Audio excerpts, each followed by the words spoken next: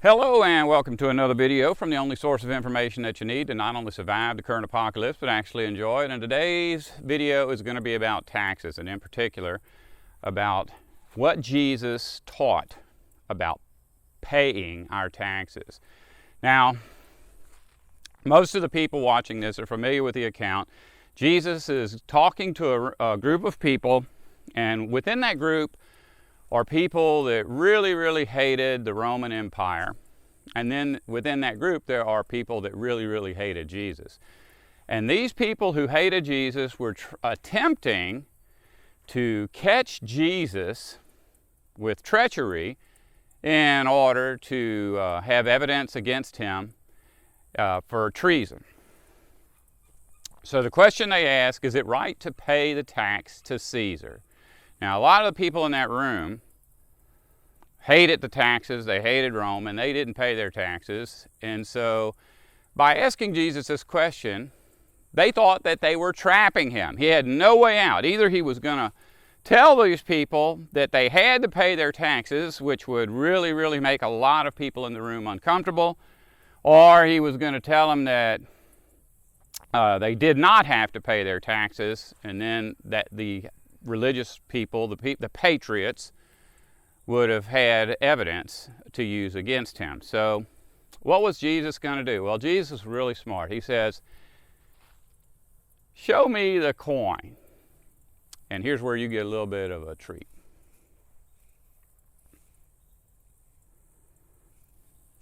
If this will focus in. Now, this coin has two sides, and there's a face on this side. And underneath the face, it has the name of the man whose face is on the coin. It says Caesar right there. If you can see that. I don't have this coin because I'm rich. I have this coin because 30 years ago I was in the military, and I ended up in a foreign country where these kind of coins are pretty plentiful. And at the time, people were not really collecting them like they do today. So I may have paid $50 American dollars for that coin. I don't know what it's worth today, but those coins have kind of skyrocketed. But it would be like a $400 coin, maybe. But anyway, and not only that, but this coin is not the coin that Jesus had in his hand, for a fact. Because everybody who ruled over Rome was named Caesar. This was actually minted probably 20 or 30 years after Jesus died. I think it was 50 or 60 A.D. But not only that, but I think that like the coins that were minted for the particular nation that would be using them. So Judea may have had different coins at the time than this coin. I think this coin was Roman, so it was actually what would have been used within the empire. Well, anyway, Jesus didn't say yes and he didn't say no. Now, in the past, when people have asked me, did Jesus really mean that we should pay our taxes? I would just say yes, because I didn't really think about it that deeply. But I would tell them, you know, here's the deal. The reason Jesus said to pay your taxes is so you would not end up in prison. And if you're one of those people who goes around telling others not to pay your taxes, the IRS is going to be visiting you. And even if you've just cheated on $10 worth of tax, they're going to send you to prison. And trust me, there's a guy not too far from here, a big YouTube star, that was telling people, don't pay your taxes. And even though he hardly cheated on his taxes at all, they sent him to prison. Mostly because of telling people not to pay their taxes. So Jesus would have been obviously suggesting, or he would be giving advice that if you don't pay your taxes, that's what they're going to use to put you in jail. Just like they were trying to use that lame excuse to put Jesus in jail. So anyway, there's a lot more in the Bible than just this one account that allows us to understand why Jesus didn't just say yes or no. Remember, he said very clearly, give to Caesar what is Caesar's. He didn't say yes and he didn't say no. So anyway, if we go back in the Bible and look at examples of people who God very much loved, people who are very good examples, people who are held up for us as examples, we'll see that quite a few of them actually use deception and trickery in order to get by. Now, there's a big difference between the types of treachery that a person can use. or the types of deception a person can use. People who believe in civilization, people who believe in Satan's hierarchy and crave a position in it, use deception to harm others and to increase their position or to improve their position in civilization. Decent human beings use work to acquire money to purchase food and shelter. We don't care about any position in Satan's civilization. All we care about is being able to support ourselves, and that's a big difference. Now, another big difference that exists with people that are dedicated to civilization and people like ourselves who are looking for truth is that we only use deception as a defense. People who believe in civilization use deception as an offense in order to get advantage over others. We don't do that. We use deception to protect ourselves. Happens all the time. There are plenty of examples in the Bible of this. One in particular that back when I was a Christian that always bothered me was the story of Jacob and Rachel and Leah escaping from his father-in-law. They stole what the Bible calls family idols. Now, I'm doing a video series right now about money when it becomes published, and you can go look at that. You'll be able to see why I say that they stole money. But the word that gets translated as family idols or household idols is actually coins. Anyway, they left after years and years of abuse. Now, Jacob was a really innocent kind of guy, but his wives kind of grew up around their father. They understood how he thought, they understood how he worked, and they understood that if Jacob stayed there with their father, that he would spend his entire life being abused because he was a good, honest man. And so when they finally left, they stole a bunch of money from her father-in-law. He had been stealing for decades, or at least for years, and they felt like, well, this is an opportunity for us to recoup some of what was taken from us. And they didn't just go out and rob from anybody. They took money that rightfully belonged to them. Obviously, in a court of law, they would have been convicted of theft, because all of the things that Jacob's father-in-law did to Jacob were according to tribal law. So even though it was wrong, even though it was taking advantage of Jacob, it was deceptive, it harmed him, and it enriched Jacob's father-in-law, he did it all according to law. So, how did Jesus feel about this? Well, when Jesus sent his apostles out, he specifically told them, I am sending you out like sheep among wolves. So he was sending them out as prey for predators. And he gave them some advice about how to deal with this. He says, be as cautious as serpents and as innocent as doves. Now see, Jacob, he was as innocent as a dove. He was fulfilling half of that, but he would have spent his entire life enslaved to his father-in-law had he not escaped when he did. His wives, Jacob's wives, were also innocent as doves, but they were cautious as serpents.